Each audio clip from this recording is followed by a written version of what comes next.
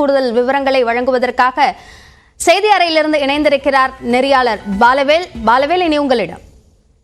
மிகவும் எதிர்பார்ப்புக்கு உள்ளாகி இருந்த தமிழ் மாநில காங்கிரசினுடைய கூட்டணி முடிவை அதிகாரப்பூர்வமாக அறிவித்திருக்கிறார் ஜி.கே. வாசன். இது தொடர்பான கருத்துக்களை நம்மிடையே பகிர்ந்து கொள்வதற்காக தொலைபேசி வாயிலாக இணைந்திருக்கிறார் அஇஅதிமுக முன்னாள் அமைச்சர் திரு ஜெயக்குமார் அவர்கள். சார் வணக்கம். தமிழ் மாநில காங்கிரசினுடைய அதிகாரப்பூர்வ கூட்டணி முடிவு வெளியாகி இருக்கிறது. பாஜகவோடு கூட்டணியில் இணைந்து மக்களவை தேர்தலை சந்திப்பதாக வாசன் அறிவித்திருக்கிறார். எப்படி பார்க்கிறீங்க இந்த முடிவை? வணக்கம், ஜெயக்குமார் பேசுறேங்க. ஒரு இயக்கமோ ஒரு கட்சியோ ஜனநாயக முறையில அவர்கள் முடிவெடுப்பது என்பது அது அவர்களுடைய அந்த விருப்பம். அதனால அந்த விருப்பத்தை பொறுத்தவரை அவர் பிஜேபியோட அவர் கூட்டணி வச்சிருக்கன்னு சொல்லியிருக்காரு. அதனால கூட்டணி வைத்துக் கொள்வதற்கு அவர் இன்னைக்கு பிரஸ் மீட்ல இன்னைக்கு அறிவிச்சிருக்காரு. அதனால இதை பொறுத்தவரை அவங்க கட்சி எடுத்த முடிவு. இதுல நாங்க ஒன்றும் இதுல சொல்றதுக்கு இல்லை. ஆனாலும் எங்கிருந்தாலும் வாழ்க. அதிமுகவோடு கூட்டணிக்கு தமிழ் மாநில காங்கிரஸ் வரும் அப்படின்னு சொல்லப்பட்ட நிலையில அதிமுகவோடோ அல்லது திரு எடப்பாடி பழனிசாமி அவர்களோடோ இருக்கக்கூடிய நட்புறவு வேற. ஆனா தேர்தல் அப்படின்னு வந்தா கட்சியின் நலன் சார்ந்து முடிவெடுக்க வேண்டிய ஒரு கட்டாயம் இருக்குது அப்படின்னு முன்னதாகவே சொல்லப்பட்டது. அதன் அடிப்படையில அதிமுக மேல நம்பிக்கை ஏற்படாம போயிடுச்சா தமகவுக்கு? இல்ல அப்படி எல்லாம் கிடையாது. இது நீங்க அந்த மாதிரி திரித்து கூற வேணாம். திரிக்கல.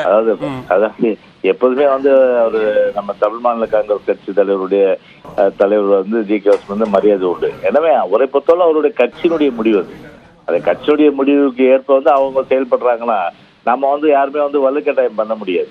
நீங்க எங்க கூட தான் இருக்கணும் அப்படின்ற மாதிரி அப்படி ஒரு கட்டாயத்தை நம்ம நிச்சயமா ஏற்படுத்த முடியாது.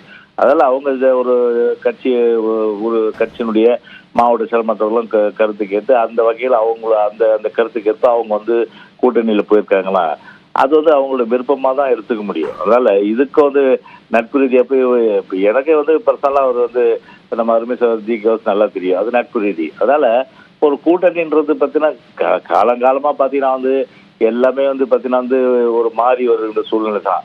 அந்த சூழ்நிலையை தான் நம்ம மனதில் வச்சுக்கிட்டு முடியும். அதனால இன்னைக்கு அவங்க போயிருக்காங்க. அதனால நான் ஏற்கனவே சொன்ன மாதிரி நண்பரை பொறுத்தவரை எங்கிருந்தாலும் வாழ்கிறது தான் நான் சொல்ல முடியும்.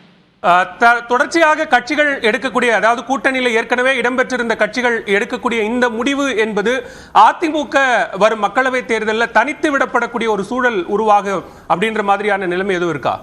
இல்ல இப்போ எங்களுடைய பொதுச்செயலாளர் பொறுத்தவரை ஏற்கனவே இதே புரட்சியில் எம்ஜிஆர் மாளிகையில ஒரு கருத்து சொல்லியிருக்காரு. அதாவது தேர்தலுக்கு இன்னும் நாள் இருக்கு. கிட்டத்தட்ட மார்ச் செகண்ட் வீக்ல தான் அனௌன்ஸ் பண்ணுவாங்க, 2வது வார கட்டத்துல. அப்படி அனௌன்ஸ் பண்ணும்போது நிறைய பாத்தீங்கன்னா ஒரு கூட்டணிக்குள்ளேயே பாத்தீங்கன்னா நிறைய மாற்றங்கள் எல்லாம் வருகின்ற வாய்ப்பு இருக்கு. அது வாய்ப்பு வரும்போது கண்டிப்பா லெட்ஸ் வெயிட் அண்ட் சீன்ற மாதிரி தான் பொதுச்செயலாளருடைய கருத்து இருக்கு. நல்ல ஒரு கூட்டணி நிச்சயமா எங்களுடைய தலைமையில் அமையன்ற அந்த நம்பிக்கை பொதுச்செயலாளர் வெளிப்படுத்திருக்கிற நிலையில நீங்க வெயிட் பண்ணி பாருங்க. மிக்க நன்றி திரு ஜெயக்குமார். இணைப்பில் உங்களது கருத்துக்களை பகிர்ந்து கொண்டமைக்கு. நம்மோடு தொலைபேசி வாயிலாக இணைந்திருக்கிறார் மூத்த பத்திரிகையாளர் திரு தராஷ்யாம். சார் வணக்கம். தமிழ் மாநில காங்கிரஸ் தங்களுடைய கூட்டணி முடிவை அதிகாரப்பூர்வமாக அறிவித்திருக்கிறார்கள். பாஜகவோடு கைகோர்த்து மக்களவை தேர்தலை சந்திப்பதாக அவர்கள் முடிவெடுத்திருக்கிறார்கள். எப்படி பார்க்கிறீங்க முடிவை? தொடர்ந்து நாம் திரு ஷியாம் அவர்களோடு பேசலாம். மக்களவை தேர்தலில் பாஜக கூட்டணியில் தமிழ் மாநில காங்கிரஸ் இருக்கிறது என்கிற அதிகாரப்பூர்வ முடிவை தற்போது செய்தியாளர்கள் சந்திப்பில் ஜி.கே. வாசன் அறிவித்திருக்கிறார்.